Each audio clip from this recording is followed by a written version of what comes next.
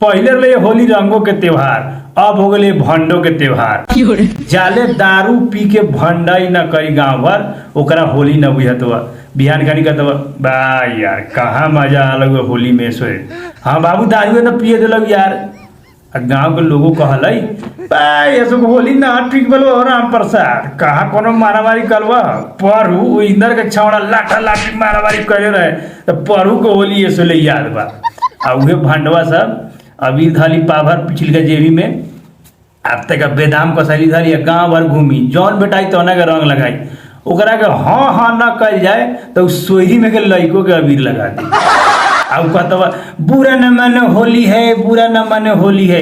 ए हमनी के मालूम ना होली है, उतना पता बा हमनी पागल न बाड़ी की खिचड़ी के दिन अबीर लगवा के रोड पर घूमई तारी बुझे कि ना।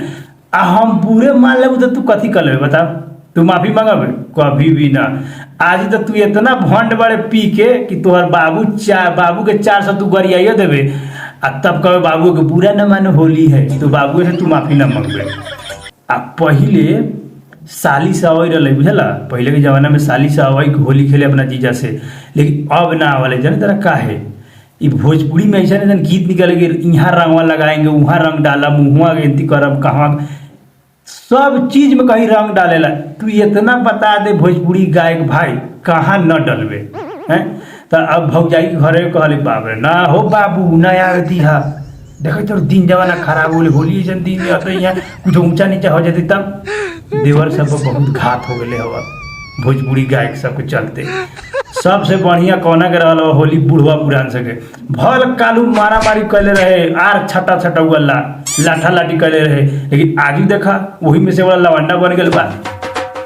वही में से बड़ा ढोल बजावैता आ झगड़ा कैले रहे उझाल बजावैता मिल व्यवहार ओकरी खेलैता ओकरी के होली मस्त रहल बा। आ वही भांडवा में से दरुआ पी के भड़वा करैत रहो तो जौना में से रोड पर फलवा के बेटिया ना आइलो कारे ना देखैत रहियो बेटाई तो मस्त वर देती। सुना ना ओकर बहिनिया आले तो तोरो बहिनिया आले तो बुझल कि ना दूसरा के बेटी बहन मेहंदी सोचबा हो तू हैं। अब कथी बा कि ओही में तो एगो शहर में से आयल ज्यादा तरीका फैंसी स्टाइल ओकर बहुत मेकअप उकअप कह के चलता बुझल ना होलियो के दिना मुंह से मजाक ना मुंह में लगैया फिर हम पिंपल निकल जाले फोड़ा निकल जाए ना ना ना ना पीठ पर ना ना ना ना पीठ पे एलर्जी बा। अरे साला तू आदमी बाड़ी की बीमारी के घर बाड़े रे तोरा काहे ला रंग लगाओ तोरा के रंग लगावे से हमें डर लगैता कि तोरा के रंग लगावे साला कहीं हमरा एड्स न लग जाए।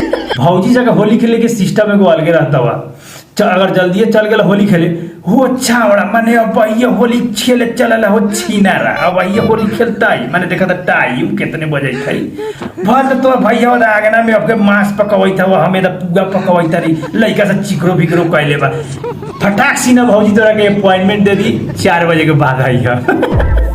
अब भौजी जाए कैटेगरी में एगो टोला में एगो भौजी के दियो बीमार रहता हुआ जब होली खेले ओ बउआ कथी कहियो नानू तबीयत ठीक हो भलू कालू 5,000 रुपया लगा के घोड़ा सान से चेक करा के कहले डॉक्टर साहब तक ठंडा से बच के रहे ना खेलम होली हो रहा जा तो सरकार साल खेलबा इन्हें तू रंग लगावी कर बता लोने से भैया है छोड़ ना जाए लेकिन तबीयत खराब है छोड़ दे जाए देवर माने वाला है वो अपने हाइड्रोसिल का ऑपरेशन करा के हमें प्लास्टिक बांध गया होली खेले आए वो छोड़ी भौजी के तरीका ऐसा रंग लगा दे तब भौजी तोरा के गंगा स्नान करा दे तो पूरा ऊपर से नीचा ले बात तो सही है।